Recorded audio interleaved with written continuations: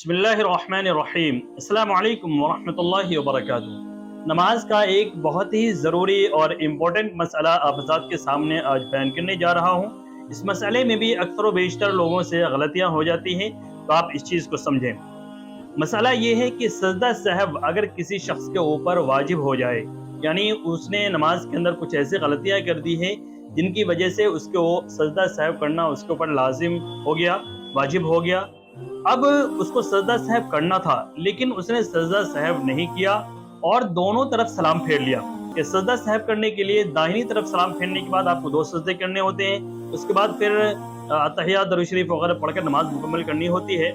लेकिन अगर कोई शख्स भूले से दोनों तरफ सलाम फेर ले तो अब क्या करेगा? अब उसका सजदा सहव वो किस तरीके से करेगा?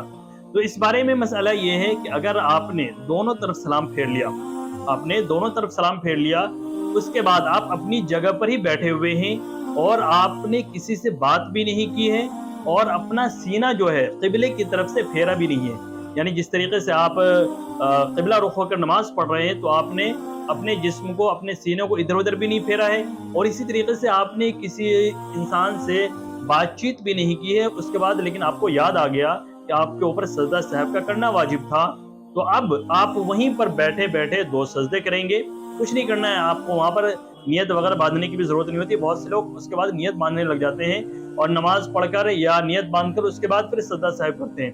तो वहाँ पर आपको कुछ नहीं करना है, बैठे बैठे ही आपको 2 सजदे करने हैं और 2 सजदे करने के बाद आपको फिर बैठना है, अत्तहियात पढ़ना है, फिर दरूद शरीफ, उसके बाद दुआए मासूरा पढ़कर आपको दोनों तरफ सलाम फेर देना है। आपकी नमाज मुकम्मल हो जाएगी और आपका सजदा सहव भी हो जाएगा। लेकिन अगर आपने दोनों तरफ सलाम फेरने के बाद अपने सीने को क़िबला रुख से हटा लिया या किसी से आपने बातचीत कर ली या कोई भी ऐसा काम जो नमाज के मुनाफी है, नमाज के अलावा का जो भी काम है, उस काम में आप लग गए, तो अब क्या है? तो अब ऐसा है कि अब आपकी नमाज जो है, ये नमाज तो हो गई, लेकिन नमाज आपकी जो हुई है वाजिब को तर्क करने के साथ हुई है और नमाज के अंदर नुकसान और कोताही के साथ आपकी नमाज अदा हुई है। तो अब वक्त रहते हुए, यानी जब तक नमाज का वक्त बाकी है, उससे पहले पहले उस नमाज को लौटाना आपके लिए वाजिब है। लेकिन अगर वक्त निकल गया और आपने नहीं लौटाया है, तो उसके बाद भी बेहतर है कि आप नमाज को लौटा लें। लेकिन वक्त निकलने के बाद उस नमाज को लौटाने की ज़्यादा ताकीद नहीं की गई है।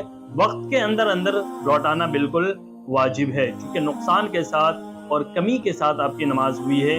इसलिए जब भी अगर ऐसा कोई मसला हो तो आप ज़ात इस चीज़ को ध्यान रखें कि हमें कब सजदा सहव करना है, और उस वक्त अगर इस तरह की कोई शक्ल पेश आ जाए, तो अगर आपको समझ में ना आए तो आप कम से कम अपने करीब के किसी भी आलिम से जाकर के मसला मालूम कर लें और उसके बाद फिर उस पर अमल कर लें। उम्मीद है आप हज़रात को ये मसला बिल्कुल वाज़ेह तरीके से समझ में आ गया होगा। आपसे गुजारिश ये है कि आप इस वीडियो को ज़्यादा से ज़्यादा सदक़े जारिया समझकर शेयर करें। अस्सलामु अलैकुम वरहमतुल्लाहि वबरकातुहू।